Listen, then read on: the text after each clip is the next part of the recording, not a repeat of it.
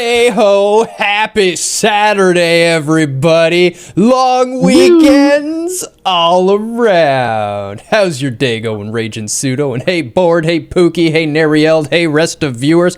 I had no idea how many of you there are here, but hey, lurkers.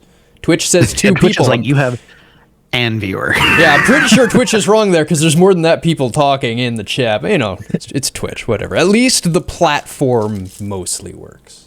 Which is actually pretty impressive with how many people they have hitting it every day. Oh yeah, it's like this is a huge technical mountain to have been able to conquer, and the fact that they can do anything at all that's relatively good is very impressive. I'm in different streams all the time with people bitching about Twitch. You know, oh, things don't work, and this doesn't work, and that doesn't work. I'm like, man, have you any idea how much stuff actually does work in this mass of shit to manage?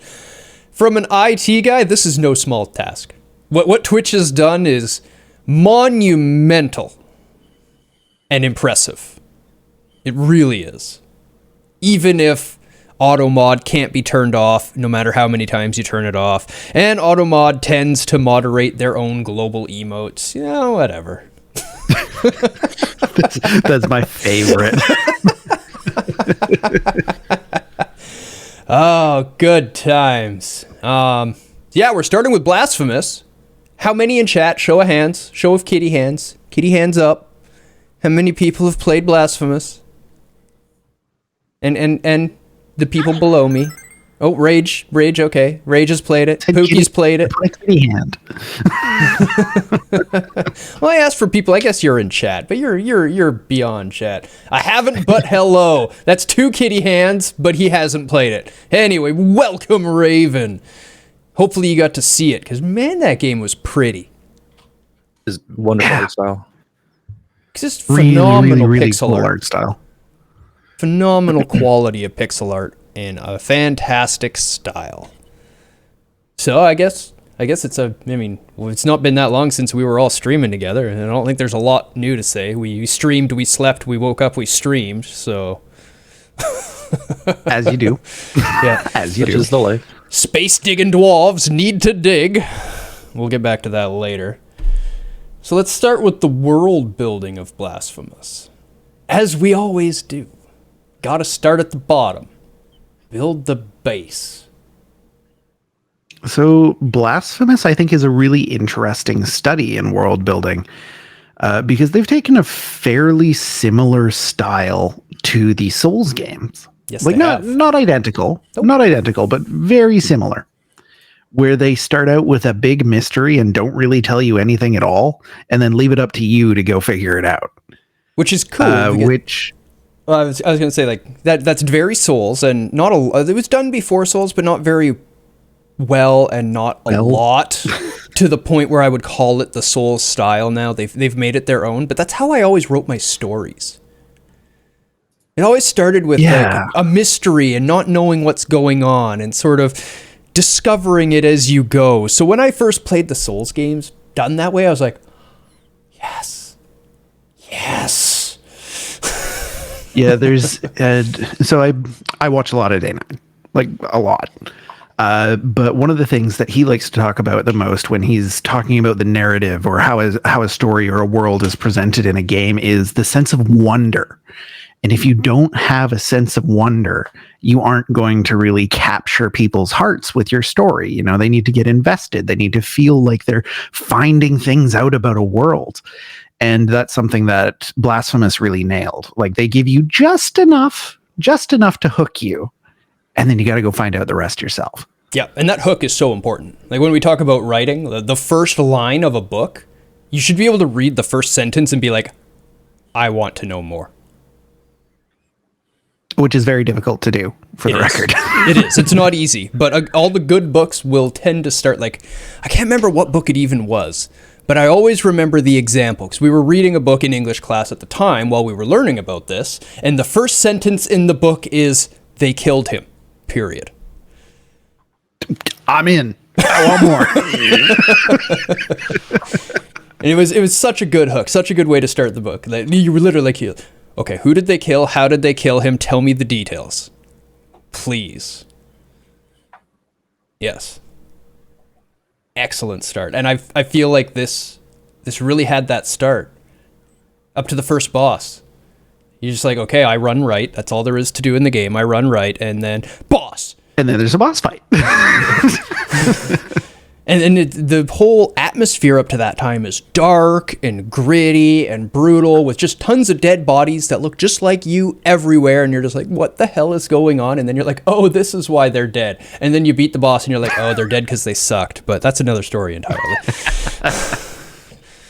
Yeah, and the world that they constructed with Blasphemous, and this will come to no surprise as anybody who's ever looked at any of the media for this game, this is not a spoiler, is based extremely loosely on Catholicism and the Crusades. I wouldn't even say loosely. This whole concept of sin, this whole concept of shame. They take a lot of ideas straight out of it, like straight out of it. So I wouldn't even say loosely. I'd say it's fairly... It's pretty loose. They changed a lot. Very loosely, though. They take a lot from it, too. Yeah, they steal a lot of ideas. They steal a lot of ideas from that whole concept of, shame and guilt and penance. Yeah, as Nariel says, when she was watching, she's like, that's not how demons work. Yeah, I'm not saying they took from the mythos side, but they took from the real world what actually happened side, and then they applied their mythos to it. Yeah, they took a lot of ideas from that era and incorporated them into the game, which I thought was really, really cool, and they put their own unique spin on just about everything they touched. You know what else borrowed massively from Catholicism?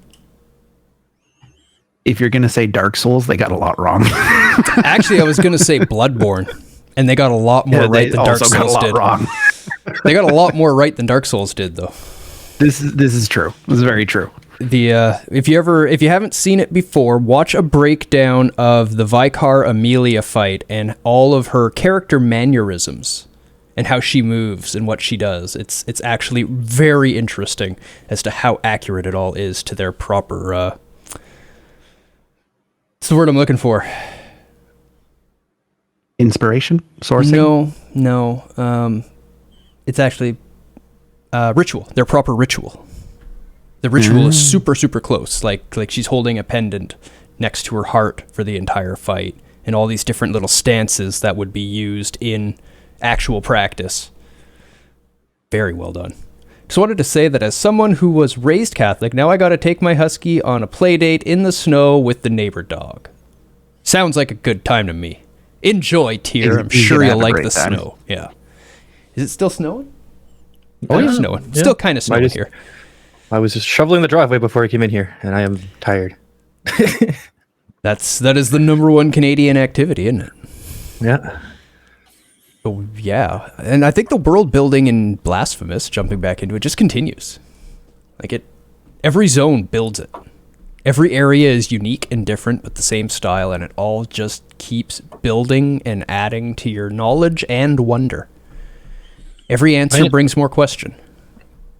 I enjoyed how much it was done just through the art style itself and the set design and the character designs. Not so much just like what is explicitly given to you. It's the actual, kind of Bloodborne feel. You walk into a room and your eyes are just going on everywhere. You're analyzing every little bit of detail that's there just to kind of piece together the bigger picture of, what's kind of going on. And you could tell that there was a lot of effort put into everything. There's a lot of kind of little touches, the little nuances that have been added to kind of, flavor up everything and kind of give the hint of what's actually, being presented to you rather than, just having everything explicitly told to you. And I thought they did a really good job, especially with their art style. And I found that the world building went really well with, what art they went with and the degree and the quality of the art they went with. And I found that together just, extremely well. Yeah, it just resulted in just like this, beautiful, beautiful, captivating world that you're just running through. Yeah, for sure. Big agree. Yeah. So I think we're all at good from the sounds of it, because we're all kind of just sucking on this game right now. It was wonderful. It's just really good writing. World There is a little awkwardness major as we strength to the game. It relies. we work towards these other categories. I would say there's a little awkwardness around the storyline, a little awkwardness around the characters, but overall, quite good. Yeah, yeah. It relies on art style and environmental detail rather than force feeding you the story. The details of the world, since this isn't about story. Characters. Well, I don't really know much about any of them. There is a lot of character writing in there. There is. There's a lot of exposure to these characters by not necessarily directly telling you a thing, much like the world is built, but by like piecing together a little bit of information from here and a little bit of information from here, and then you get a little bit from this item description, and you start putting together, how these characters are motivated, how they're interacting with each other. Which again, big fan. Really love that style. Yeah, I'm with you. I'm also thinking of the main character right now, and I really did enjoy his style, his look, the quest that Which he is was not on even. Writing. Well, it's still But part of the character writing. The look and style of a character is typically done after the writing based on the writing. Yes. Is the normal way to do it. Even though you do have a silent protagonist in the game, the main character never actually says anything. He's just decisions that you, the player, make. He just hits things when you tell him to. I think the Penitent one does have not necessarily an arc, but a story to him as he progresses through the game. It is a little weaker than I would have liked. It's pretty straight line. But there is a story there. It's very Souls-like in that aspect. The main character in most Souls game has a story, but it's not a deep story. It's just a path that you sort of build yourself with a bit of a background. Basically, it's usually just, hey, you're the chosen one. Yeah. Go kill things and find out if you really are. But I found it intriguing. I liked the villains. I don't know much about them, but I found them interesting, and I did want to know more. They were also fun to fight, but that's aside. Yeah, the villains actually, most of the midway bosses, as you get closer to the end of the game, I found that this was less of a problem. But the middle of the game bosses, I found a little awkward. Writing and story wise, I found them to be a little jarring when they were introduced, when they were interacting with you. Later in the game just kind of goes, we're going off the rails now. But the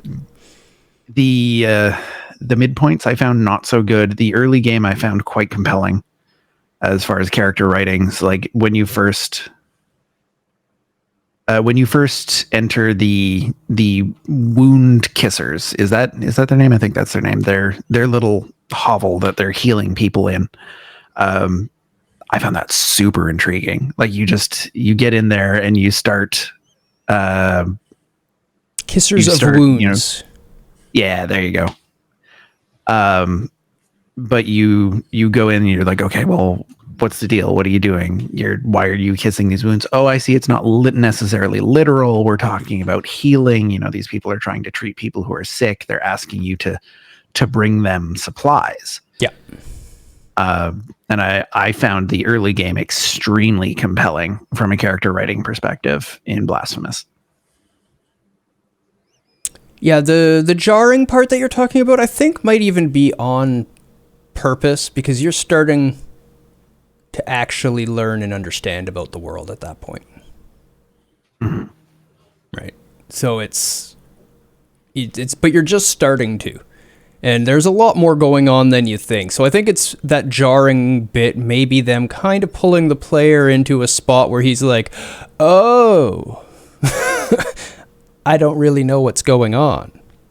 Because you're starting to build an idea. You have theories, at least, if you're paying attention and trying to make a theory. You're probably wrong, though. Yeah.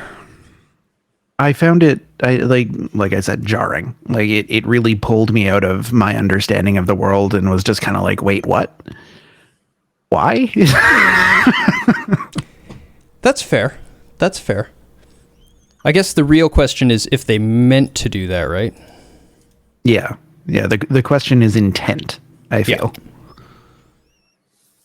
So it's not necessarily bad, but not necessarily good. And it all depends on if they wanted it to be that way. So how do we fall? Where do you fall, Pseudo?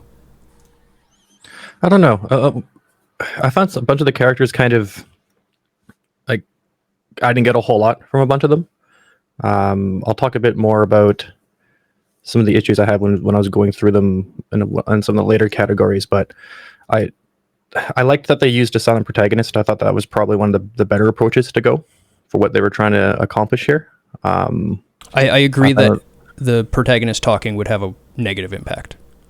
Yeah, I found that kind of, allows for the same kind of, sense of wonder that you get when you get dropped into these places. It's a lot easier to immerse yourself if it's not, you watching someone explore rather than you kind of feel like you're exploring, and you can extend your personality to the character a little bit and, have that little bit more of immersion. I do really like the design of them overall. Especially some of the bosses and just the overall, aesthetic, how everything is. I don't know if I would go all the way up to good. It's definitely, for me, it's like, okay. It's, I don't know. So something about it just doesn't, nothing just like kind of wowed me about them. I liked them, but I'm like, this is, it's well done, but I don't know if everything kind of like pushed me up all the way to thinking they were, too fantastic. So it sounds like we're all kind of at an okay, where we want to take note that the design on them was great and we loved it, but the writing on them may be a little short, lacking consistency. Yeah, I would say it's definitely solid.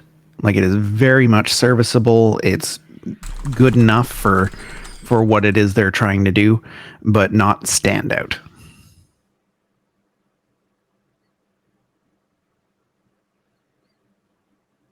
Writing to be a little, what's the right word to use here?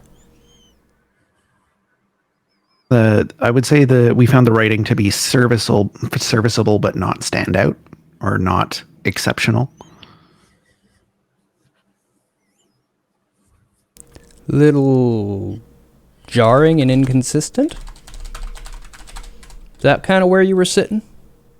Yeah, that would be my main complaint about the mid game. The like I said, the late game Primarily is just like, what rails? We don't have any mid-game. rails. But I kind of liked that it's just like, hey, by the way, things get wild, and it made the game great. I loved the end. The last boss was a little easy. Really good. Spoiler, no spoilers. Last boss was a little easy, but it was good. Maybe you're just really good. That is true. I am better than the average gamer. I'm not like world class, I'm no Distortion. I'm no Lobos Jr., but I can manage my way through a game. You have played a video game or two in your time. Yes. I've played at least one or two games. Storyline. Yeah, platforming's a skill. I'm terrible at 3D platformers. If you want to watch me suffer, make me play Mario 64. Make you play Lara Croft. No. No, I can't. Oh my. Next game, Tomb Raider 3. Oh god. Oh my. any platformer where you can't influence yourself in the air, even though it's unrealistic as hell, it's rough. Just having those committed jumps. I'm like, I'm sending it, and hopefully I'm gonna land. It just feels so bad to be like, I'm not gonna land, and I can't adjust, so I'm just on this wild ride until I fall somewhere. I'm gonna climb back up. Yep. That comes all the way. That dates back to the NES days, the very, very, very first games, where when you hit jump, it would just apply direction and velocity. Like, here you go. No control anymore. I remember playing the game Conan on the NES back in the day when I was a little kid. And even with every game genie code in the book, we never beat that game. It's so dumb. I should go back and play it again just to rip my own hair out. Wasn't really much coyote timing or any sort of, little blemishes to help enhance the feel either. It was, you had to land perfectly, and half the time those platforms don't even calculate properly. You have to be like pixel perfect on that edge, or you're going through. There was no infinite health cheat for the game either. It was all hard coded in. Oh, so all you could do was infinite lives, and you could only get hit 3 or 4 times throughout the whole level, and if you die, you got to start the level over again entirely. You get to the boss, and if you hit jump, he just goes bonk. And then all of a sudden you're like, I've got to jump over fireballs and dodge these things and watch the boss time. And that was way too much for a 7-year-old kid, even with cheats. Forget that. I got wrecked. Storyline. Storyline, I feel very similarly to world building, actually. They give you this great hook, and then they're just kind of like, do it yourself. Pookie knows the most about the story here, probably, because I know she did some research on it. So what did you think of the story, Pookie? From an educated person, without spoilers. Because the story really is, as Rage is saying, a Dark Souls style story where it's like, here's a story, find it if you want it. I did research, but understood nothing. I think that's a good story then. I thoroughly enjoyed it. I can see people very easily being like, what? There is no story. What are you talking about? That's just the From/Souls style of story, though. I mean, people play Dark Souls and don't realize there's a story. There's a lot of questions left at the end of the game. Like I've played through the game. I've watched it 3 or 4 times now. I still don't understand what's going on for the most part. It's very vague, like to the point of being a little too vague, leaving a little too much up to the community. I think they're trying to capture people like Vatividya who are going to dive in super deep, get really into it. But I think they missed their mark just by that much. Just a teeny tiny bit. And I think it's not the story that suffers on that, it's more the control that suffers on that, and I'll get to that when we get there. Yeah, I'm gonna have to agree with what Rage said. I found that it was it's one of the things where it was similar to how From does a bunch of their stories, but it just doesn't have that same kind of feel that they had. It feels like there were still too many questions that are open, and going through and watching it happen and then trying to read up on it. A lot of it kind of relies on a lot of symbolism and a lot of kind of implications that if you're not getting some of the references, a lot of people are going to get a lot of different experiences out of this game because people who will come from a bit more of a Catholic or Christianity background will get a lot more of the symbolism, will kind of understand a bit of what's being displayed. If you don't really have an understanding of that, you're just going to be looking at cool, neat looking stuff like, okay, I don't know what that is. It looks weird. It looks neat. Whatever. Keep going forward. So it's kind of an unfortunate side of the way that stories like this get told. But at the same time, if they were to just explicitly define everything that they were put there, it would kind of take away from that kind of experience and take away from the ability to have that story be a bit more natural and be a bit more discovered. So it's kind of just the unfortunate thing of this type of story writing. So people's mileage may vary just kind of depending on the affordances you have of the material that's going to be presented. From what is there, I do think they did quite a good job of what they were intending to do and what they were trying to show. I just felt that it went maybe a little bit too far into being a bit too vague. Maybe they could have had some stuff there that would allow players to figure out, or find some kind of more information, or be a bit more, have a bit of an explanation or some sort of stuff there. But overall, I'd say it was more positives than negative drawbacks from the way that they did things, and I'm glad that they did them the way they chose. Yeah, I'm 100% with you guys on that. I'm remembering just slightly now, Pookie talking to me about the research and asking me a bunch of questions like, what is this, and what is this, and what is this, and what is this, and what is this? Because it does rely very, very heavily on a knowledge of Catholicism and religion of that era and region. Western religion. Yeah, that's what I was saying. I was just kind of trying to finish my thought. Religion of that era and region is all heavily, heavily referenced. And if you don't have a background in that, and you didn't grow up around it, and you don't really know what's going on with it, it is going to really hinder your ability to understand and enjoy the story. So I think that kind of makes me lean towards okay more than good, just because of the narrowed audience that can truly appreciate it. And even that narrowed audience, it falls just a little short, like Rage is saying. Yeah, I think they just missed. They just missed the Souls target, but they did miss it.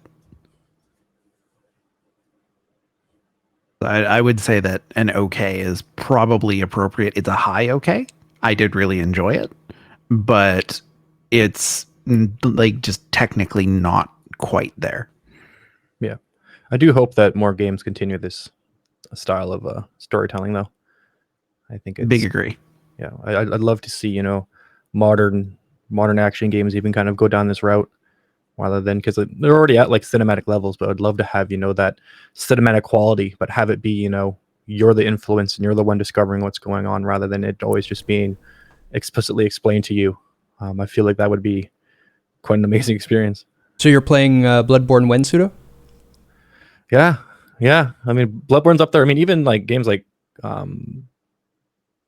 said, even playing Sekiro and stuff like that, you still get that kind of feel of you're plopped in that world, and it's up to you to kind of figure out what's going on. The from games have been doing that fantastic. I would just love like shooters and different genres to actually be able to rely on that, because that's an infamous genre of just you get a radio call that tells you all your exposition as you're flying to your objective, and that's it. I would love to have I think Spec Ops The Line was doing a bit better storytelling for action games. They touched on some stuff that was kind of different from most, because for a while we're hitting a point with a lot of action games where stories weren't really important, and now we've kind of hit this thing where if a story is important, it has to be a story game. The gameplay is not going to matter too much, and I'd love to be able to have games that can do a bit of both, and open up that audience a little bit, and not just have them be a certain genre of RPG kind of games where you have that immersion, rather have other elements that can do it as well. I just want to be like, Spec Ops is amazing. Play it. You're telling me that games can have a story and be a good game at the same time? What? Shocked and amazed! FromSoft has been doing that for a while, though. Well, you guys write down our notes on storyline and probably just say, yeah, it ran at pin 60 FPS. You don't really need to talk about performance. I'm going to go grab a bottle of water. I'll be right back. Sounds good. Storyline falls just short of Souls, which is what they were clearly going for. It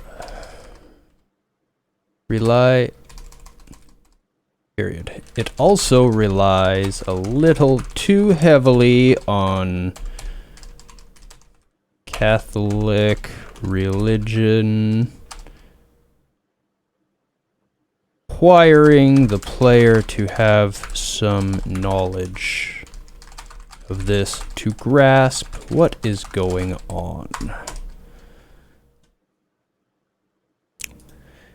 Though I will add, verbally, if anybody is watching this, that while I didn't get a lot of it because I'm also not super knowledgeable about the Catholic religion, I did want to know more while I was playing it. It definitely had the intrigue to be like, I want to know why. just because things are so different. We'll get to that, I guess, with style. But yeah, performance, good. Runs at a pinned 60. FPS should run on a potato. I don't mind not understanding the story at all, by the way. I don't mind it either, but do you feel that if you did have some grasp of the story, the game would have been better? Imagine having that extra layer of intrigue as you're fighting the boss going, I'm going to find out what's happening. Not just what's going on the whole time. Yeah, that was what I was trying to talk about before with, a lot of action games. We see it in the reviews come up too. A lot of action games, their storylines will kind of hit the okay mark, mostly because, a lot of your design effort is going to go into making sure that the action in the game is good.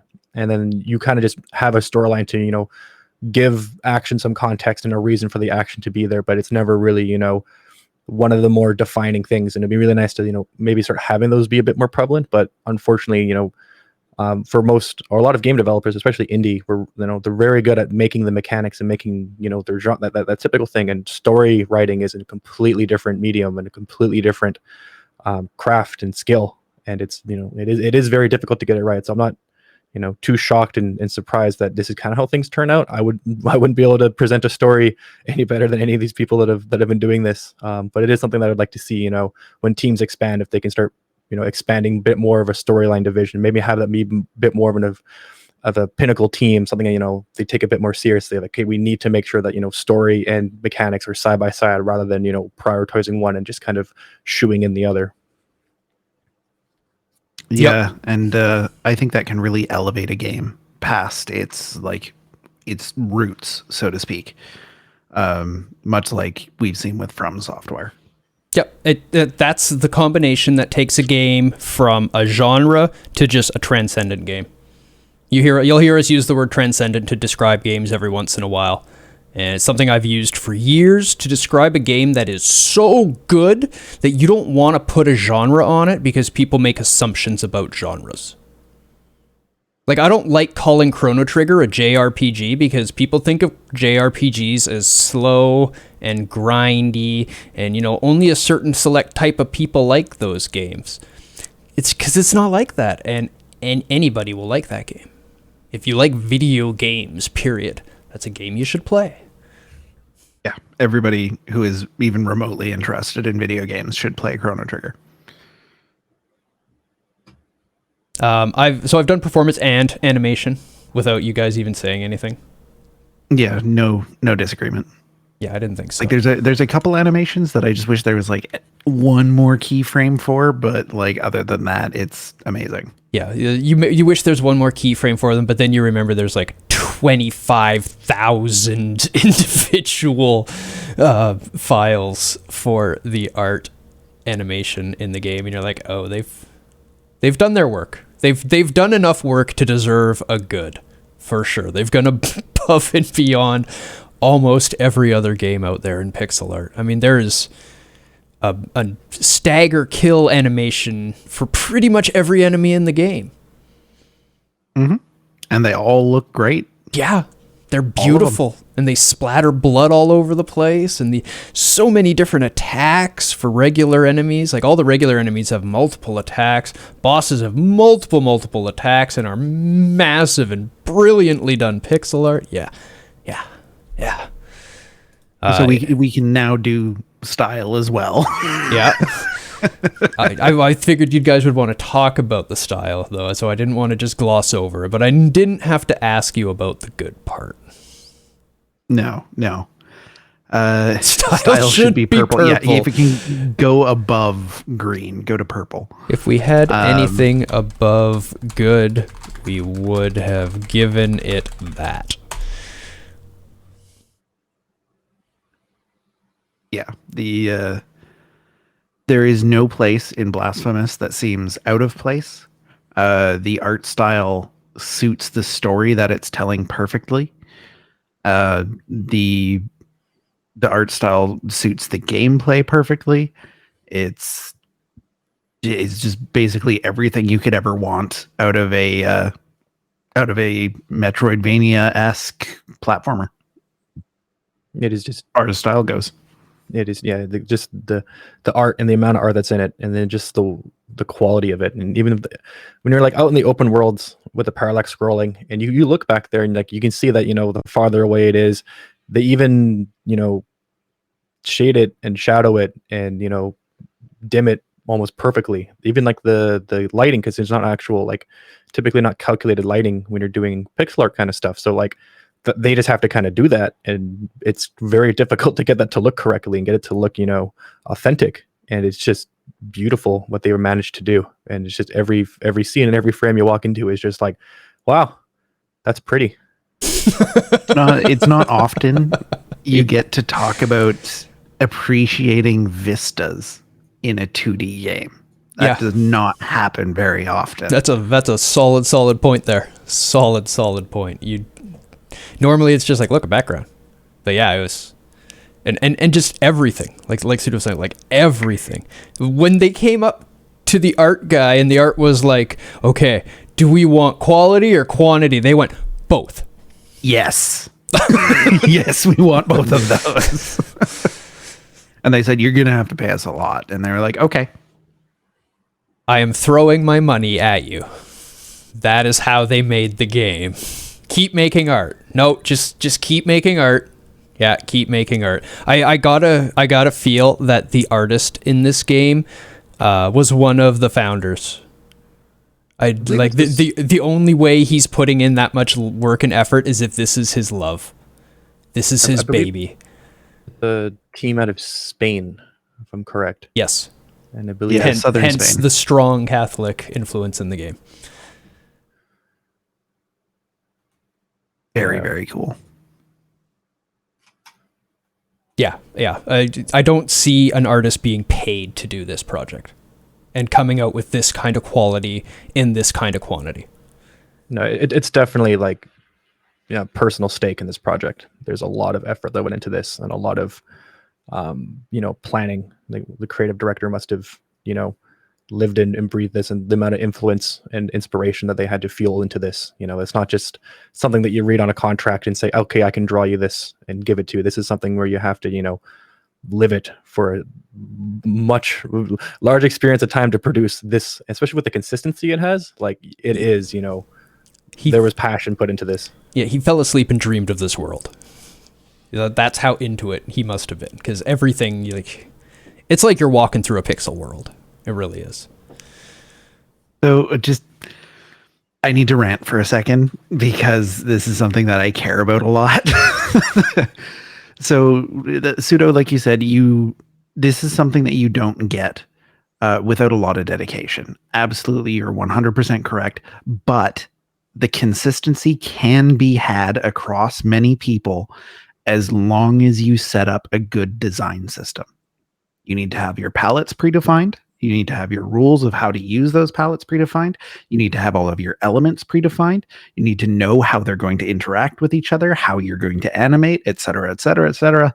And as somebody who has made a career for the last 6 years, 6 years, out of making design systems, you can do it with a design system, and it will help immensely please more people use design systems. Consistency is important. And then, of course, the top guy making sure he actually looks at everything and reviews it and puts the stamp on it to say it does fit. Yes. Yeah. Yes, Yeah. you do need to have a council of people or a single person going, yes, this fits in the design system. This is good for use. Yep. But it's a ton of work. I like the rant because it really helps other people that are watching grasp the scope of work that needs to go into something as simple as figuring out what a game looks like. Or just making an asset. Yeah. just one. Musical score.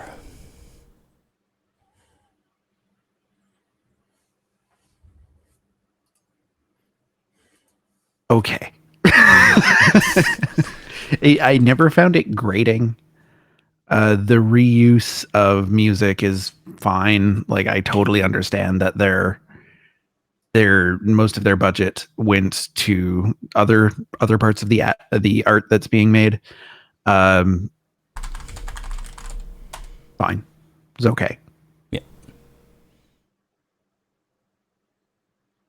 From Software must have their design system super well tuned. Yes, absolutely. They set out extremely good ground rules and extremely good usages of their palettes before they start a game. I guarantee it. They have theirs so well defined that they could lend it to Blue Note, and Blue Note could make this. And they Blue did Point? a great job. Blue Oh my Point. goodness, I always Blue want to call it Point Blue did Note. so well. It's Blue Point, right? Yeah. Blue Why do Note I always is- call them Blue Note? That's a gene. because it's a no, Blue Note is a no, that's Grace Note. What was Blue Note? I was thinking No. of the music metadata repository. Oh, no, Blue Notes is a clothing store that we have around here. There's Canadian Blue Note lifestyle. Records. It's a fun word. It's probably why. This is one of those things that happens. It's a jazz term, apparently. Yeah, I don't know. Weird. I don't have any reason to use it. It's just what I call them for some reason. Poor Blue Point. They're gonna have to change their name to Blue Note if they want to be called the right name. I'm sorry. That's just the way it's gonna be. Well, one of us is going to have to change. And it ain't gonna be me. Trust me. Voice acting. Was there voice acting? Yeah, it's Yeah. hit and miss. Not always, but there was some. Your main exposition character is spot on. Yes, I remember his voice. That deep tone. And then it's Kristana, of the Warped Agony. I found their voice acting to be not very great. I'm not sure if this is just like a budget. Nothing against the vocal performer. The writing seemed to be okay for what they were doing, but didn't seem to have great pacing for the lines to deliver. But it very much kind of felt like the lines were being read rather than kind of performed. And it could be an issue of localization as well, because this is a Spanish team. Yeah. So the experience that we're getting could be lesser than the Spanish experience. Yeah, they originally wanted to do it in Spanish as a Spanish dub, but I think due to budget, they decided to do it in English and then do the Spanish one after. So there could have just been a lot of localization issues with that, and things that go along with that too, right? If you're, not a native speaker of a language and you're getting vocal performers for it, it's going to be harder for you to know, how the quality is, if it's actually good or what's kind of going on. So I don't hold a lot of that against them.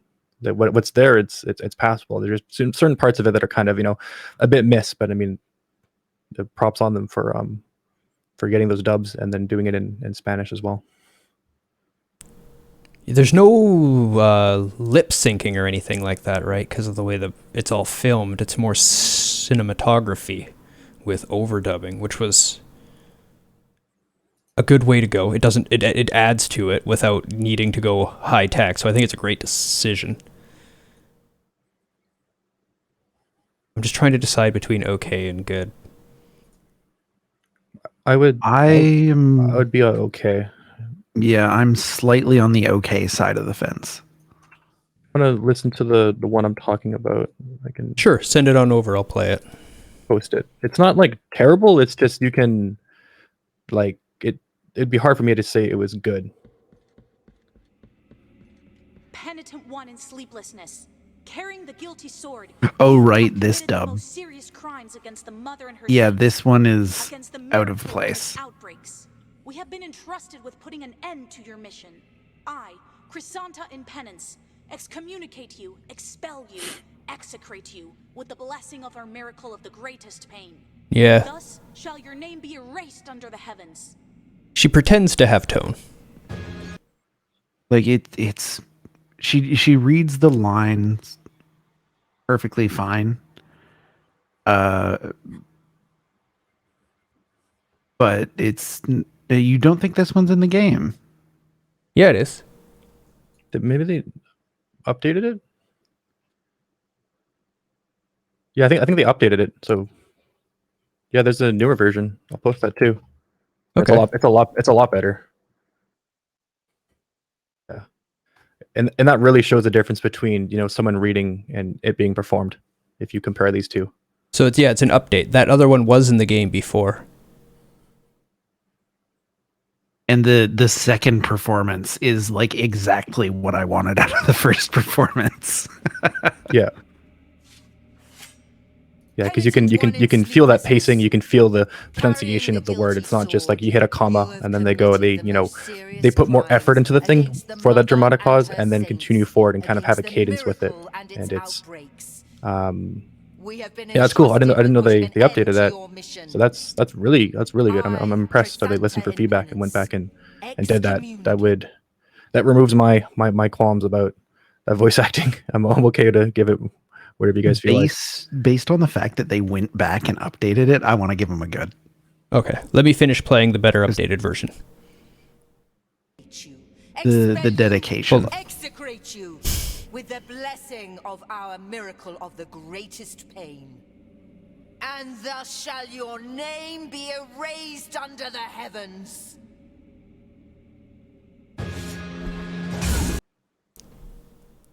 Yeah, a lot more feel in that one. More like somebody actually angry at you and preparing to smote you into oblivion. The other one sounded like somebody reading you a story. Yeah. The word that springs to mind, or the phrase rather, is righteous fury. Yes. That is a good one. The original voice acting was a touch lackluster, but they went back and updated it. Great. There we go. They have a lot of, commitment and passion to this project that they worked on, even after it's been finished. They want to, keep it consistent and keep, listening to feedback and improving it too, which is just, that's great. You rarely see that nowadays. It's the Hidetaka approach. It has to be perfect. It's my baby.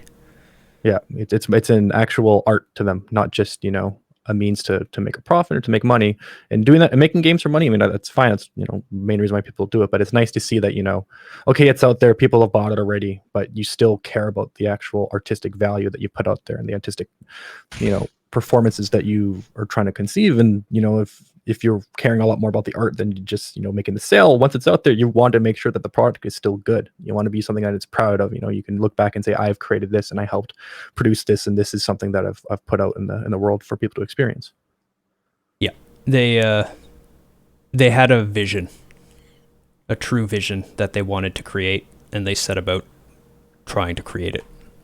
I really like this before and after, though. I'm gonna have to keep these for reference to show people the difference between, because it happens a lot in voice acting. I used to do a bit of voice acting when I was a lot younger, and it's one of those things where it's so hard to get a performance rather than a reading, because for people who haven't done it, you're in a booth and you're just reading text, and sometimes they'll give you the kind of background of what it is, but it's hard to know what's going on. But like an actual a proper director or a proper creative will build the scene for you, or show you, or give you all the reference material, or kind of build it up for you, so you know how you're feeling, how it's supposed to be pronounced. But a lot of the time you're just in a booth and they say, okay, read the lines, and without any context and without any build up. And especially if you're doing dialogue, a lot of time if you're doing dialogue, you're not actually talking to the person, you're reading your lines one after another without any response. So you don't actually have any emotional feel to yourself. You kind of are just reading it, and then when it's performed, it's that kind of obviousness of, okay, I get the kind of what the words are, so how I should be saying them, but you don't actually have that kind of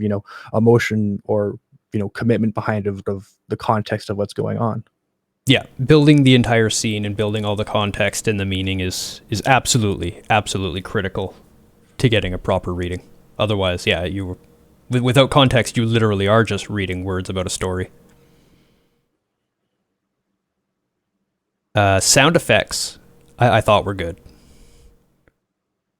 The hitting, the heavy chunks of the hits, and the sounds of the whips lashing their backs, and yeah, I have no complaints over it. No comment. Good. The sound effects were great. The hits are meaty.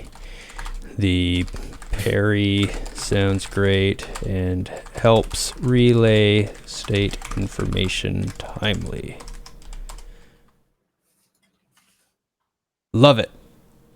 Sound effects by the time. Pookie was saying she loved the sound effects. Yes, we all loved the sound effects. Absolutely.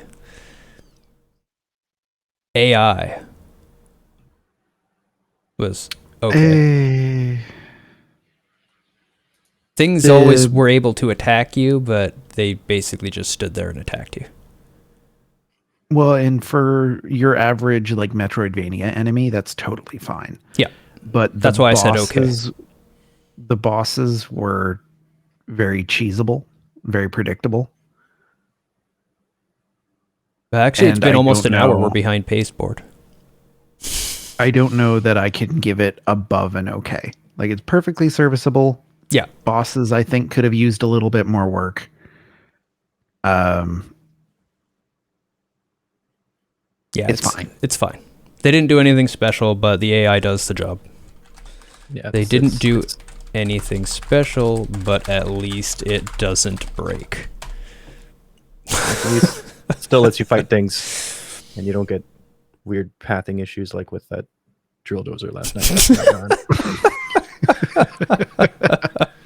You know, just by trying to survive, we got an achievement that is sub 10%. Like, really? Yeah. Yeah, but like I'd done that mission a few times. Like I've been doing those, and I've never had to do. I've never just had it go 90 degrees up, and then you're on a roller coaster. It was like, where are you going? Like, you drill. You can go through that wall. You didn't have to go up and around it. That's like, it's like one wheel is on the wall, and we're just hovering over everything, and it's just why? It's kind of hard to see, but that is drill by shooting. 3.4% of players have this achievement. Ride the drill dozer with 3 other dwarves and kill 15 enemies each without leaving. It's just wild. We did that. Barely. Accessibility is okay. Did we? Let's pull up PC Gaming Wiki. Audio sliders. It does not really rely on color. There are no 3D controls to invert. It does There are subtitles to all the words. It does have audio selection as far as language goes, text selection, configurable controls, configurable tutorials. Basically nothing as far as video settings goes. Yeah. Full rebinding for keyboard and controller, which is great to see. Their actual accessibility section is just controller vibration and screen shake, though.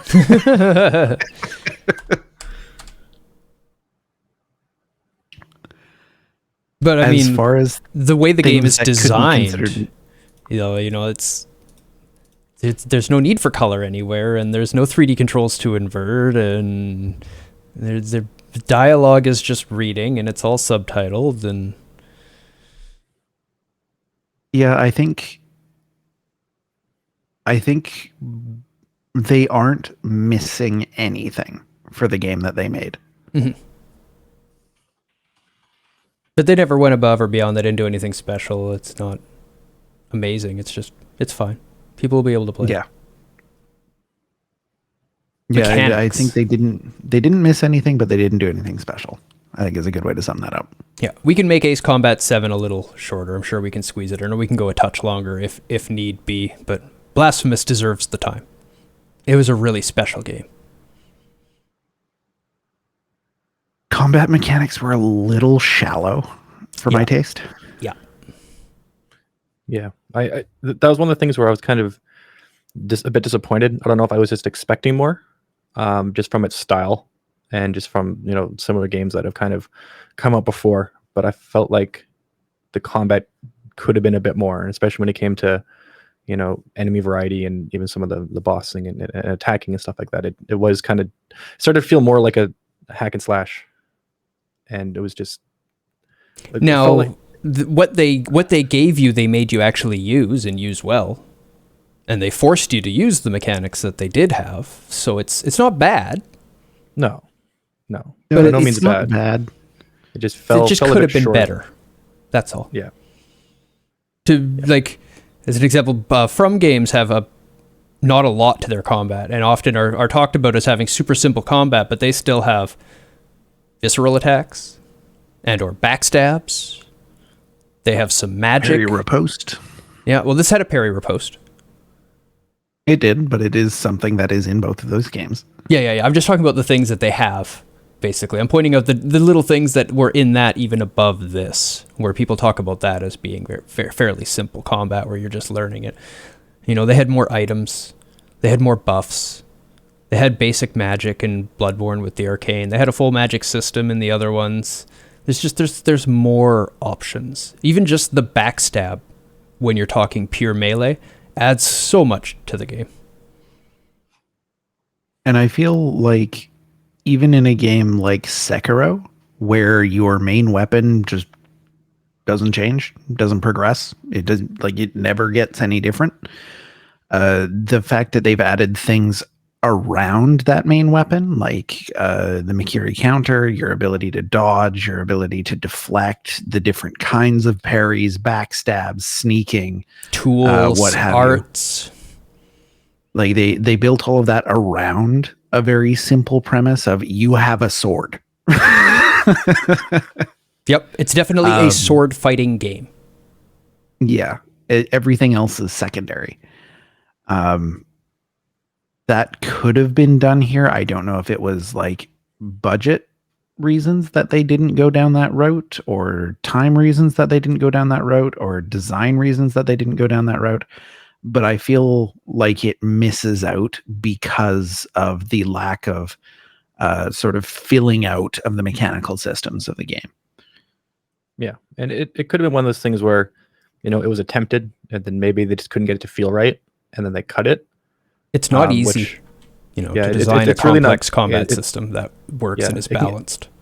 Yeah, because it's definitely something where you can go too far and try to, add all this stuff in, and then, it's not polished or just doesn't feel right, or it's causing issues. And then, you have to make that decision of, do I keep it in there so there's more, but it's less quality, or do I cut it out so what's there is just, a bit more polished? And unfortunately, it's very difficult to do, and it's not something that we'll always know.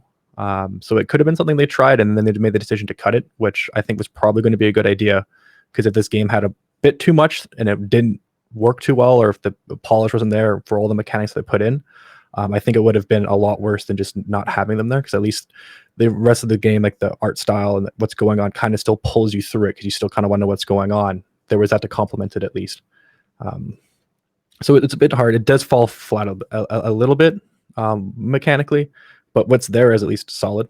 It's not frustrating by any means to, we're not fighting with too much stuff. Things feel intentional. I didn't feel like things were too shoehorned in, or last minute kind of adjustments. Yeah, everything's integrated. What they have is used well in all the levels.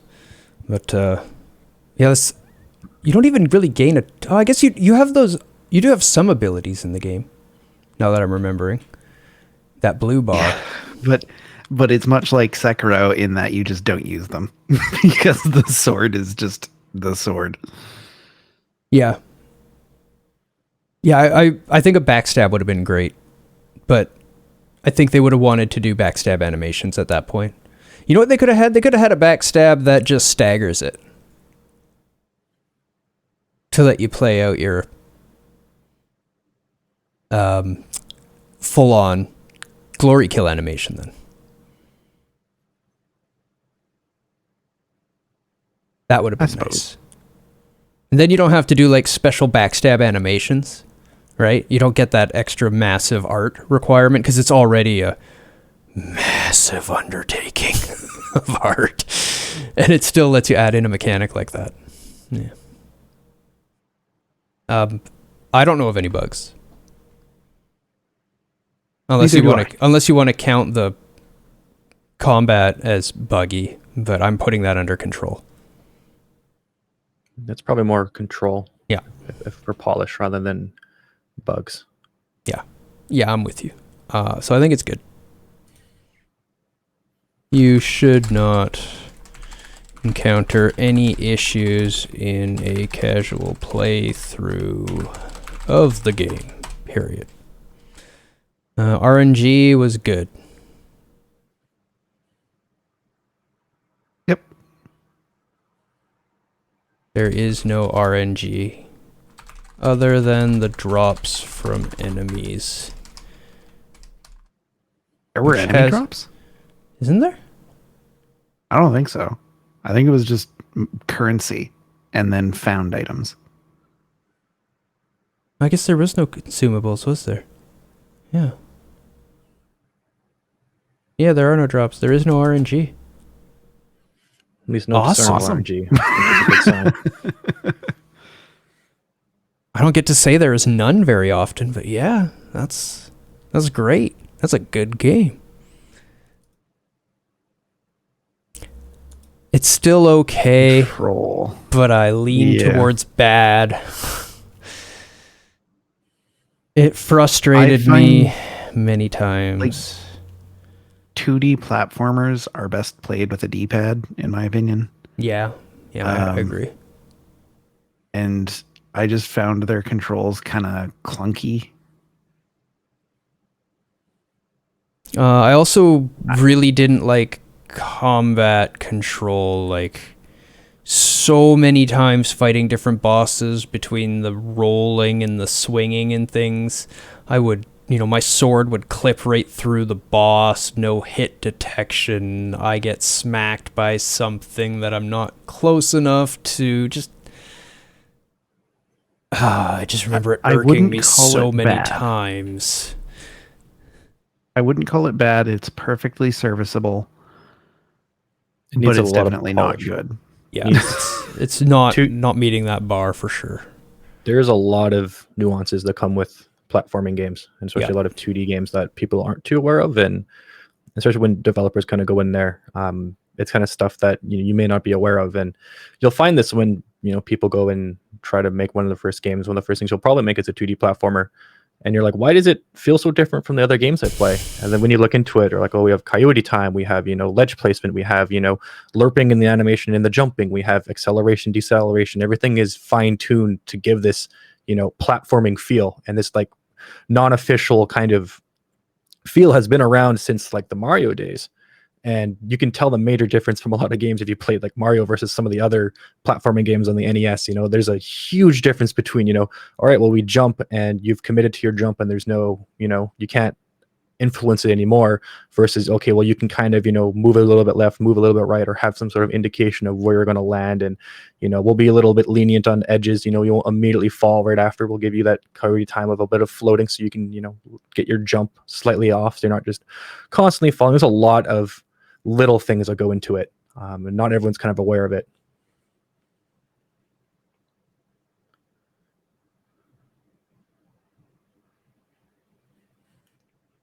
It is like I think hard. I think that's a good way to sum that up. I think like one of the last platformers I made, the control itself was one of the first things I had to do for the prototyping, and I think it alone took me like 2 or 3 weeks. And like the programming for it was done in like the first day or two, but it's just that to get it to feel right is insanely hard, and then you have to translate it between keyboard and joystick, and that just makes things even more crazy.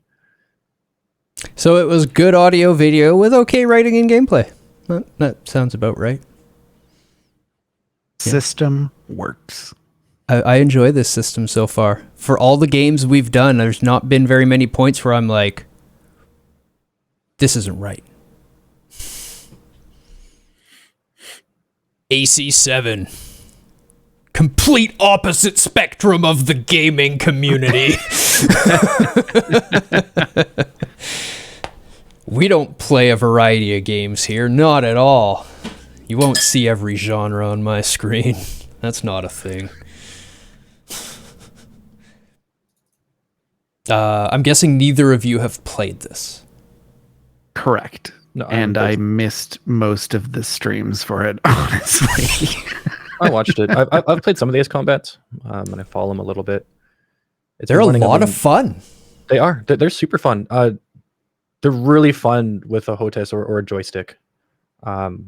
Like a surprising amount of fun, and I really enjoy. That's usually how I play them nowadays. And now with VR too, it's nuts. Like I think I probably wouldn't care much at all about like Star Wars Squadron, but just being able to play that in VR and a joystick just makes that game so much fun. It just sucks that those things are very expensive now because they're all sold out. Yeah. Yeah, kind of everywhere, but we won't pay attention to that right now. That doesn't matter. The world building in AC7. It's a shame Helen got in here, because I'm sure he'd have something to say about this.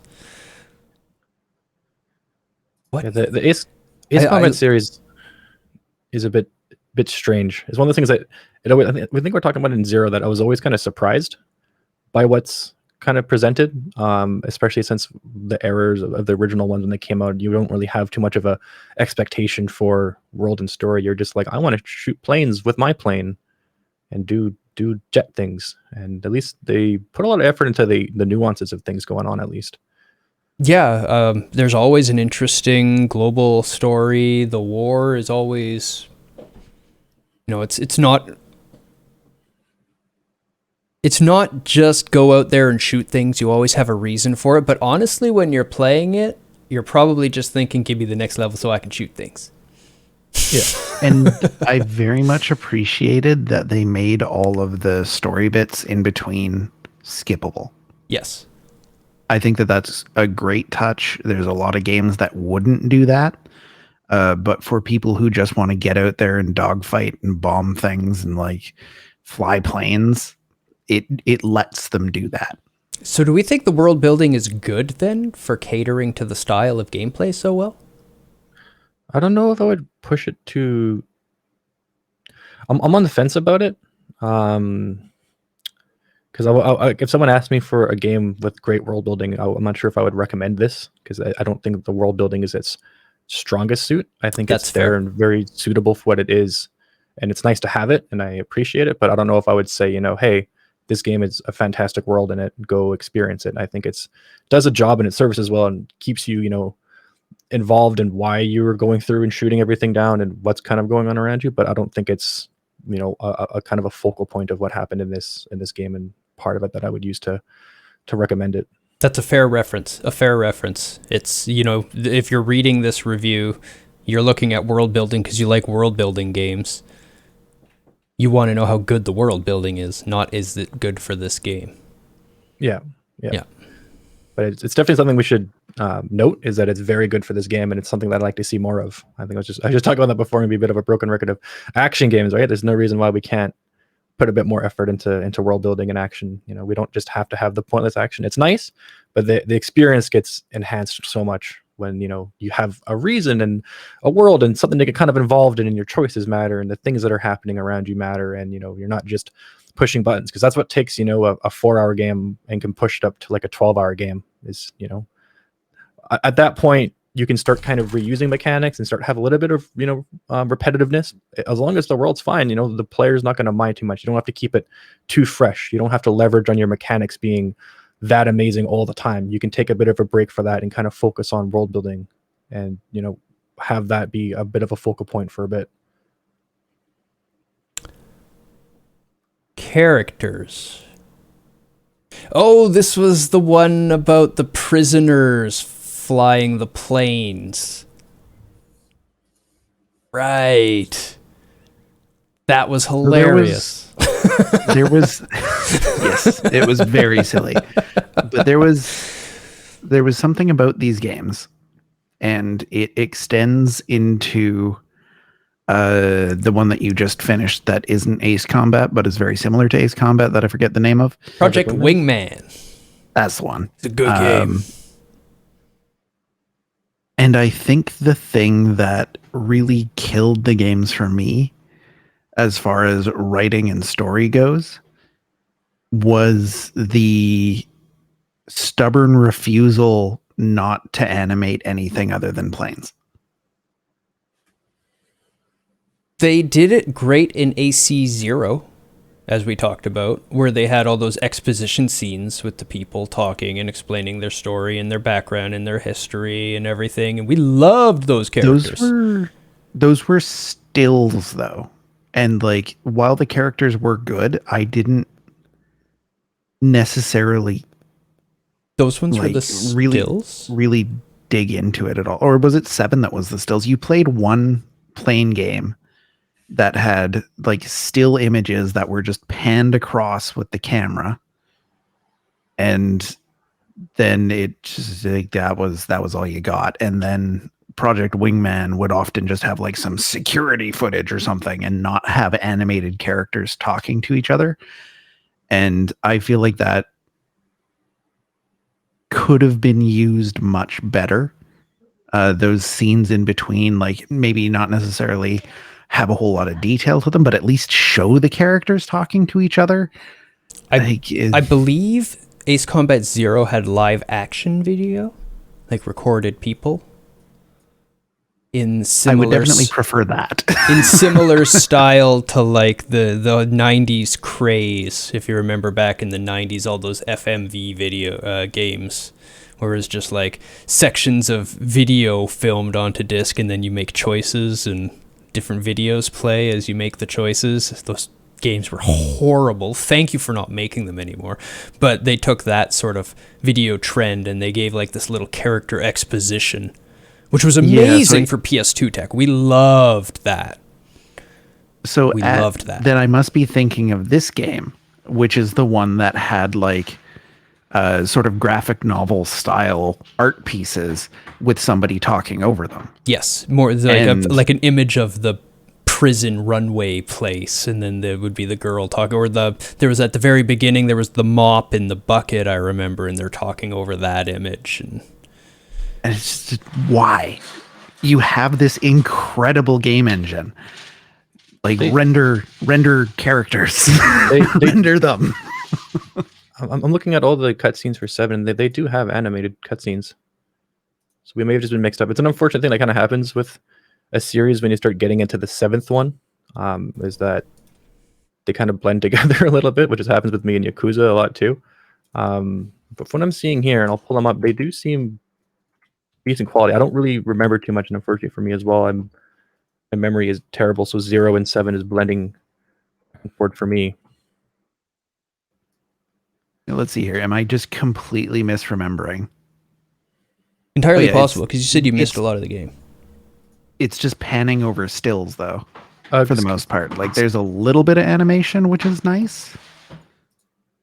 Oh no, here's some full character animated cutscenes in there as well. Yeah, go to like 22 minutes, 21 minutes. But it still definitely has a lot of that kind of, panning still and then exposition over it. But they do have characters in this one. And they are... Yeah, this is not the one that I was thinking of, apparently.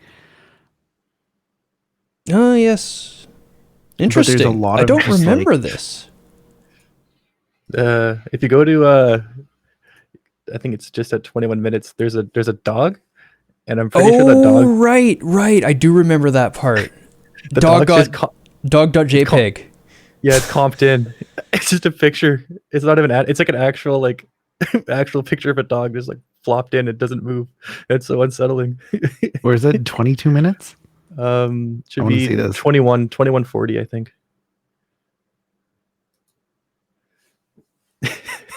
I got it here. I got it for everyone.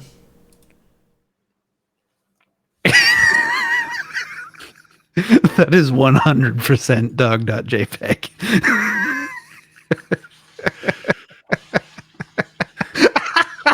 And it's not the same when the camera angle changes. It's not even moving. It's just a picture of a dog. It's literally comped in. It's great. Even the collar's gone.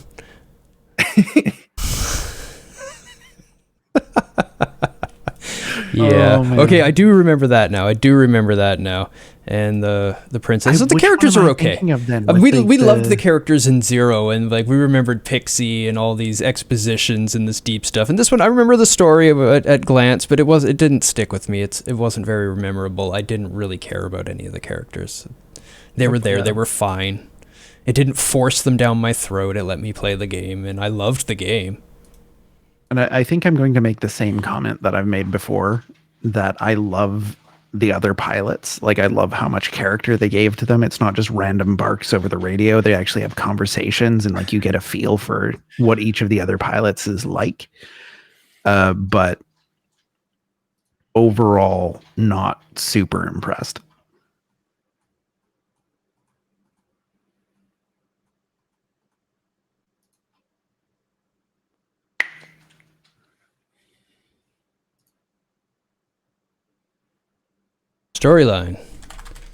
Storyline is interesting enough to deliver high intensity plane flying action. It was fine. I mean, you're Let's make flying. sure we're being consistent. I'm going to pull up the old review.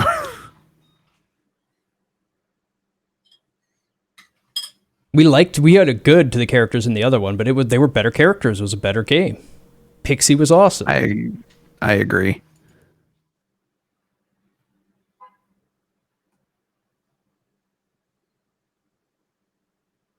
But performance is good. yeah. Okay, we are being consistent then.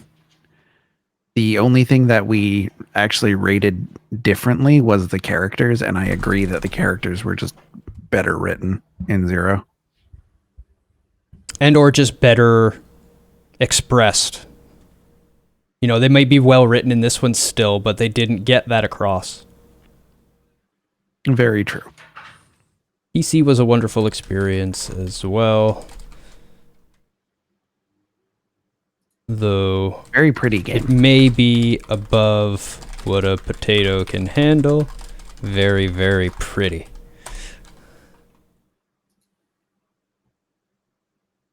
For how good it looks, it's great. The fact that they did that on a PS4 was good job. Good job, because it runs very smooth on that. I watched Val play it on PS4, and there was no jitter, there was no lag, there was no frame drop, there was nothing like that. It was beautiful. I believe it runs on Real Engine 4. Yes, it does. Really solid what they can pull off with that. Yep, it was the first Ace Combat on Unreal Engine. Up until They had that, they were using the Ace Combat engine. Yeah, at least I think they had it in-house until that point, so Yep. it's good that they... So I think the animation is still good. The animation we Or, previously sorry, did okay. I had it did on bring up okay. the- I was consciously putting it on okay, and then just the word good came out of my mouth. I meant okay. Yeah. The animation's okay. I think the same comment It's not bad, as but there is before. not a lot of it. I just remember that plane I made during the the Zero review. I think we were talking about animation. You still have that and picture? stuff. Send it to me. I'll throw it up. This is what a plane looks like if it actually has as many missiles as a plane from these games. Yeah, I should still have it somewhere in here. The style was good though. I have That both. was great. Everything looked fantastic and was beautiful. I especially liked their use of terrain and weather. It created a very unique experience. With someone summoning me, I was having dinner. Welcome, Howling God. We're talking about AC7, and we figured you'd want to be a part of that. Yeah, that's what we figured. We've got the link going around. Let me grab it for you so you can catch up. Does Control-C work? Because there's no right click for copy. Control-C does work. Ha ha! Take that. Take that, lack of right click context menu. And you can take a look at. Thanks, bot. Thanks, bot. Bots got your back. Musical score was good. Oh yeah. I still remember my first Score. exposure to the flamenco and just being like, that's really weird. And then every time we played a plain game that wasn't flamenco, I was like, I miss the flamenco. Yeah, it was one of the things that surprised me too. I'm like, what are they playing? And then I'm like, this fits. Why does this fit so well? It's not what I would expect to fit. Yeah, they were bold. They took a chance and they nailed it. I was in a stream a little earlier ago. Someone was talking about how, people because from people trying to break the mold and reinvent the wheel and do something completely unique, we've had a lot of terrible games. I was like, that's true. But we've had some fantastic ones too. So while it might not be a good idea necessarily to try to reinvent absolutely everything and do something totally unique, you'll probably fail, but don't let that scare you off, because if you have a true vision that you want to envision, it might be amazing. People might love it. Even if they don't, it may become, just a few tweaks here and there, like a Demon Souls into a Dark Souls. Do it. Can make a big difference. How was the voice acting? It was okay or good. It definitely wasn't bad. I would lean towards a good. Yeah, it was a stronger side of what was kind of going on. They have to kind of rely on it quite a bit because it is the, main way to talk. It's not like you can have too much text to subtitle reading while you're flying and shooting the plane. And there we go. In between we're done well. This is what a plane would actually look like if it had as many missiles as an Ace Combat plane has. I think Zero had a stronger voice performance. I agree. We also gave Zero a better score on characters, period, which helps this voice performance. But the voice performance also helps give the characters personality and context. So, I think the other one was a good, and I think I'm at okay for this one. They weren't bad, but it doesn't... You know what? The voice acting in the cockpit is really good. Yeah, I was gonna say I think it's the direction that hurts it the most. Yeah. I think like the quality is still really good. I think they're both Zero and this one are still very good. Zero's a bit better, but that might just be writing and direction and just kind of what was there. But overall, the quality and the performances are there.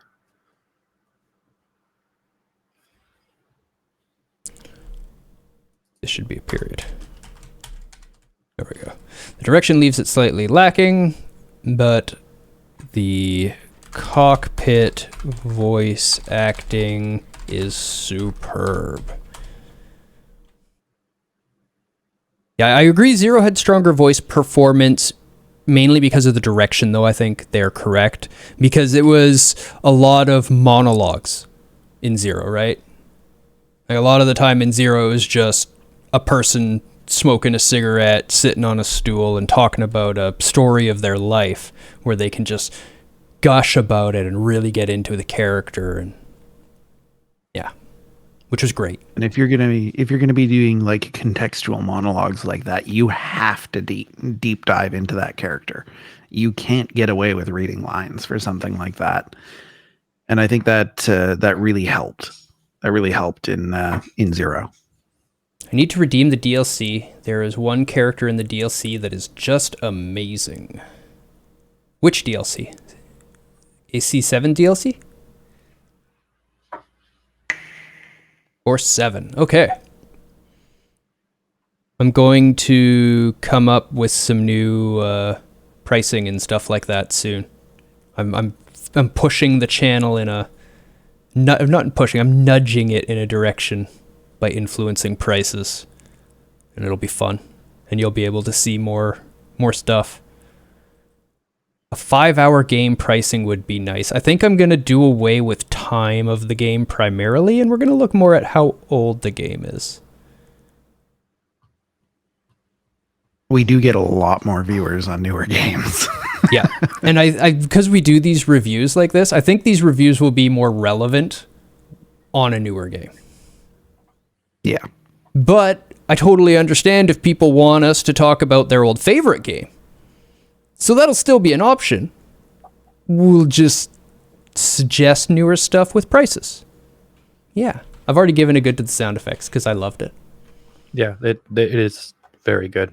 I think it won awards. Fantastic. For it as well. You are in the plane. Period. The weather, missiles, machine gun, and white noise of flight were all perfect. I was in that plane. Newer Big games would be agree. cheaper and older, pricier. Yes, exactly. And then I have my discount bin of like my backlog, essentially. So you can have me play those games that I really wanted to play and didn't get a chance to for cheap. And then that's sort of how I get to add my games to it. See, the Yakuza is on my backlog. I really want to play them. So the next Yakuza game is always going to be cheaper to put on because I want to play it. And this way, I'm not the streamer going, no, screw you guys. I'm going to play what I want to play. I'm just going, I really want to play these, so I'll give them to you cheaper. It's all about perspective. The AI is good. So there was something that I noticed a lot in Project Wingman, and it was that they applied canned maneuvers a lot. That changes Like- more as you go up in difficulty. But we can't review based on things that we didn't experience, right? That's fair enough, but you don't want them to be too creative and hard to shoot down in a normal game. Like as a player playing it, they were difficult. They were. And I had to they try. felt like I had to know what pilot- I was doing.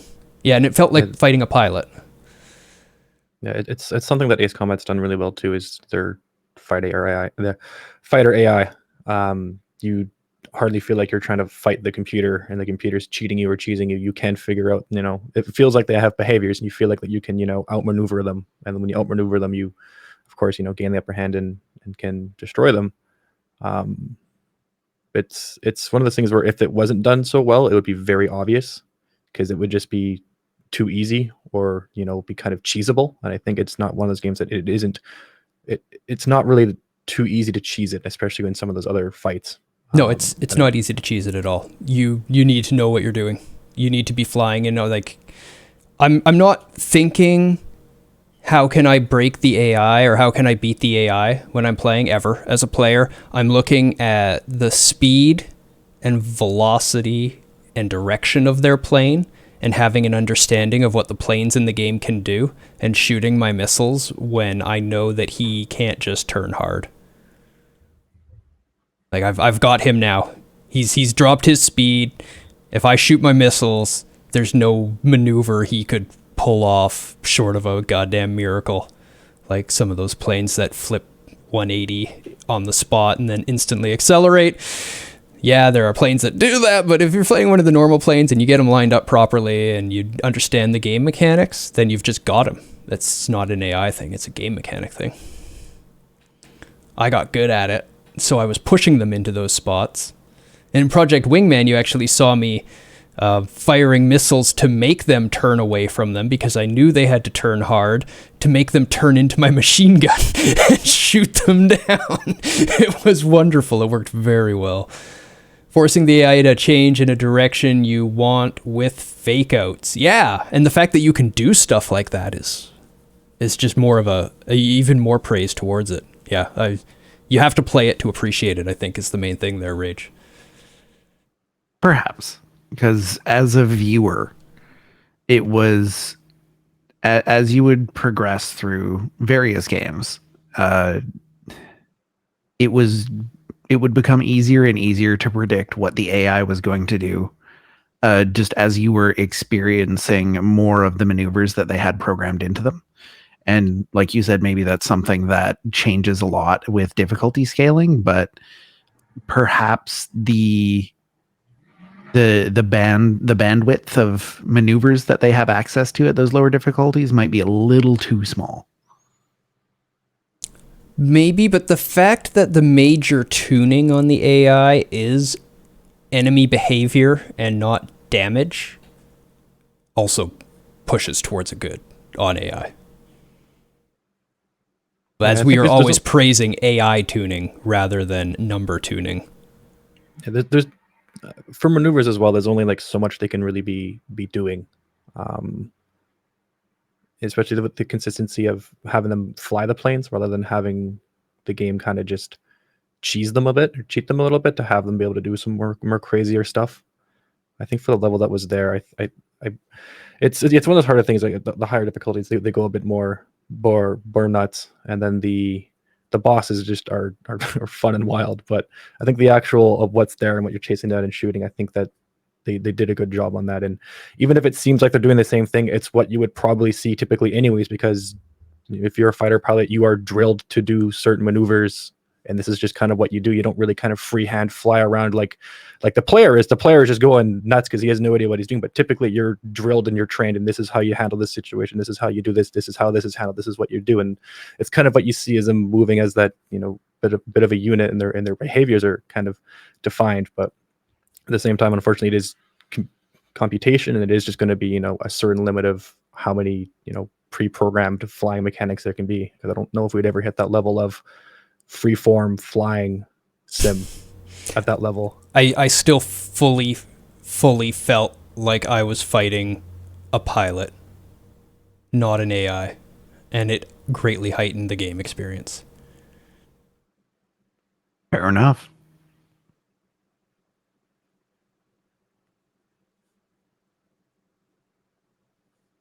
I will point it out here.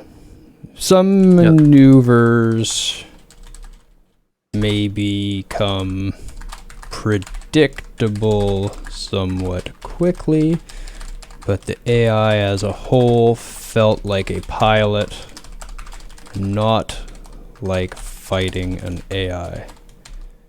Like Star Wars Squadron is a game I like to play. It's kind of fun, but the AI in that game is kind of fairly basic and primitive. They just kind of fly at you all the time and then overshoot, and then you watch them kind of just turn and then just start coming right back at you again, and then you're like, okay, and then every single one of them has the exact same behavior, and you don't feel like there's any difference between which enemy you're fighting, even though they're in different planes. And it's nicer when you play certain combat games where there's different plane types, all of a sudden they behave differently, rather than that, all right, I'm gonna look at you and fly right at you and shoot you, and then once I overshoot you, you can just come behind me and shoot me down, and no problem. I'm not going to do any sort of evading or any sort of, deking or juking at all.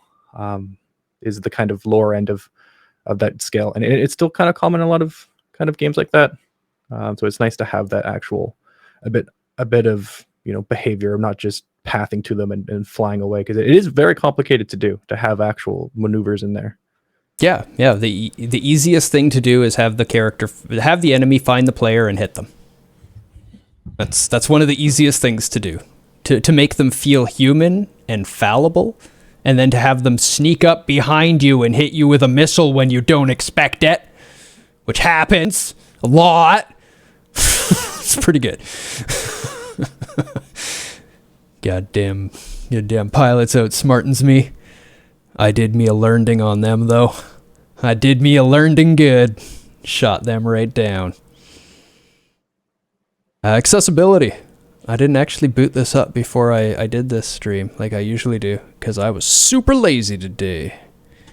Fortunately, lazy. PC Gaming Wiki exists.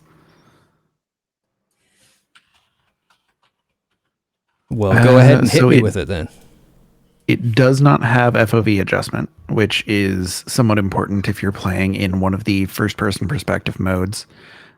You can't turn off chromatic aberration if that's something that bothers you. You do have to go into a configuration file to be able to change that. Does not have controller remapping, does not have controller sensitivity, does have Y-axis inversion. Mouse and keyboard support, very basic. You don't necessarily want to use mouse and keyboard for a game like this. I would highly recommend a controller. Did not have closed captions, did have subtitles, did have separate volume of sliders, and the audio was localized into English and Japanese with with all of the other supported languages available in text.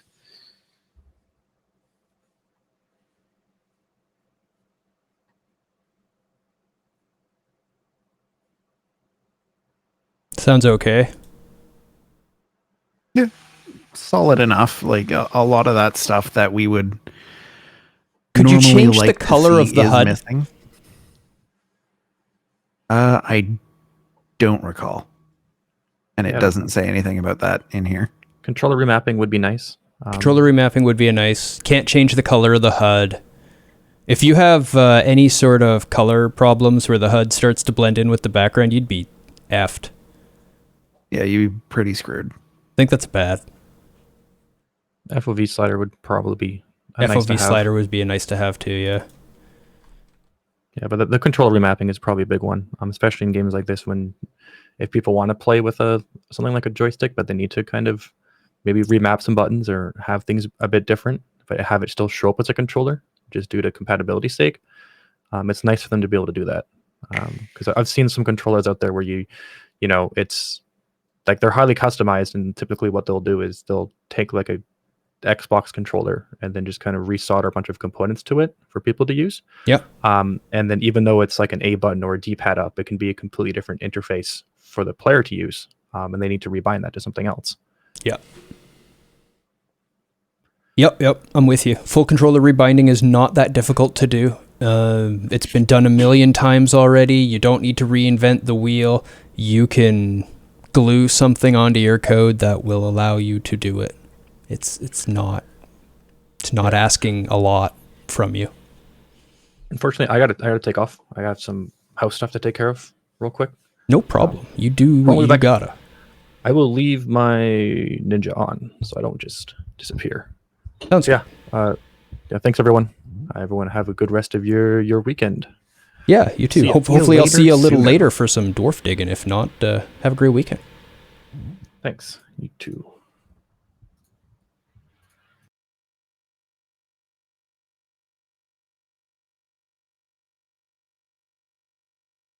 The mechanics are good. Simple but straight. Yeah. Yep. Simple and perfect. Everything feels right, and game demands a high perfection of the tools given. Time limits. Right. I forgot that they're a thing because I played a good flying game. Yeah, the time limits are basically what stop it from being a good. Time limits are the only thing preventing a good. I loved that game, but yeah, the time limit. Nothing ruins my enjoyment in a game more than losing because the timer hit 0. Nothing. And you know what? You really don't need a timer to make the player lose. You can tune your battles well. Project Wingman proved that. Super proved it. I failed so many times on Crimson Squad. They owned me. They were like, hey, guess what? Get good. And I was like, shit. And then you did. Then I did get good. I did end up getting good, and then nothing in the game posed a problem after that because I learned things. Then you owned Crimson Squad way later on. Yeah, I got good. So in the notes on bugs, it looks like there's nothing meaningful on PC Gaming Wiki either. The only thing was that there was some weird behavior in the menus on very, very old patches that could be caused by polling USB devices incorrectly, causing the menus to not be very responsive. Interesting. That's an interesting little bug. But we don't care about the past. We're talking about when we played it. Yep. So it's good. Good job. Yep. RNG is good. because there isn't any. I don't think there's any Or period. at least no discernible RNG. You can say that, oh yeah, there's some RNG involved in the enemy pilots picking which maneuver to do based on your distance from them, et cetera, et cetera. But that's fine. Yeah. There might not be still, though. They could actually look at how fast you're flying and what direction you're coming at them from. Yeah, true. Unless you count the Bunker Buster mission. The real nukes are randomly changed. Oh, right. I remember that one. I'm one okay was with that. Dumb. Yeah, I'm okay with that. The mission sucks, but the RNG is fine in it. It just makes the mission not irrelevant after the first time you've done it.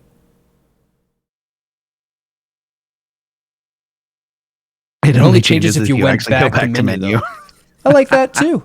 So it's going to be different every time you do it in a gameplay, like a playthrough, but it's not going to be different every time you do it on that run, so you can figure out where they are and get through it.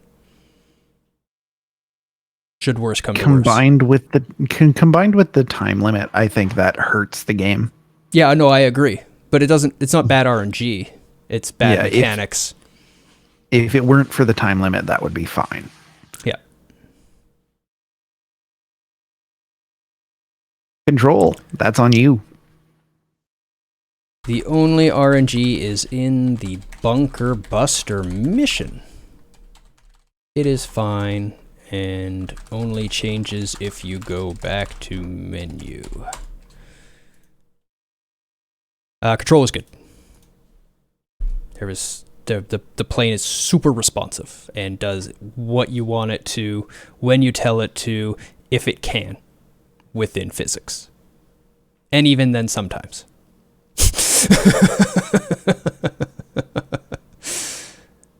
I was going to say within physics. Physics.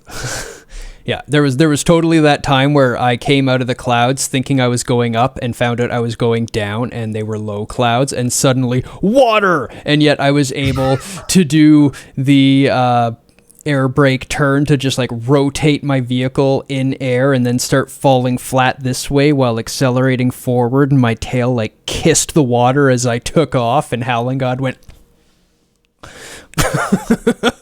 and I went, somehow I'm still alive. And then I think I got blown up shortly after that because I stopped paying attention to everything because I was so shocked at being alive.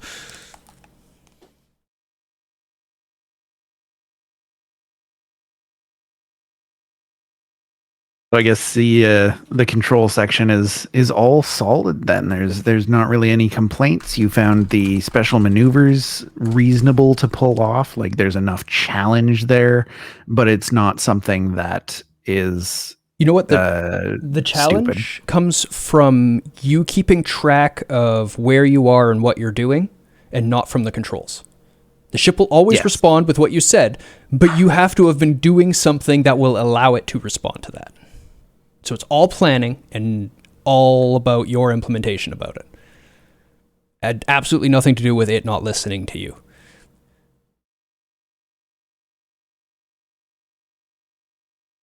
Plane flies wonderfully, does what you tell it to, and if possible, will do it. Rask kicked the puck to the moon. Okay. The bad and the okay aren't enough to bring it down. It's still a good gameplay. That's good gameplay with good audio and good video and some okay writing. That sounds like Ace Combat. A great game with some okay writing. Yep. I think that is an accurate summation. Howling God is a fan of the game. Are you? You find this fair? Yeah, you got the thumbs up already there. Excellent. I'm glad you agree. It's not a perfect game by any means, but it's a goddamn good one. I wholly recommend Ace Combat 7. I do. Though I more recommend Project Wingman still. I think that Project Wingman is just so pretty. It's just one. I haven't played a lot of flying games, but it's my favorite. But to be fair, when I played it, it was literally like, hey, this is Ace Combat without time limits. Ace Combat gets a lot of credit for for the genre and the style and perfecting it all. But for a team to go, we want to make that too, and pull it off, yeah. Did a great job. All right. We ended just right in the right time frames here. Nice. Everything's coming up. Yeah. Yep. No, So don't want people to the see way that you were speaking about Control actually reminded me of Project Cars 3, which is a game that I've been waffling on buying.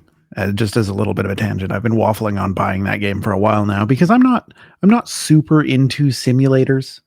Like I want racing games to be reasonably accurate, but still arcadey enough that you're just kind of having fun with it. And I think Project Cars 3 really nails that. Like, it lets you do really cool things and holds your hand just enough without having to actually know how to do those really cool things. Yeah, without having to know how to do those cool things and allowing you agency over the car. Whereas in games like Forza, I found like the hand holding was a lot too aggressive and you didn't feel like you were ever actually in control of the vehicle. Yeah, I hate that. So, recommend.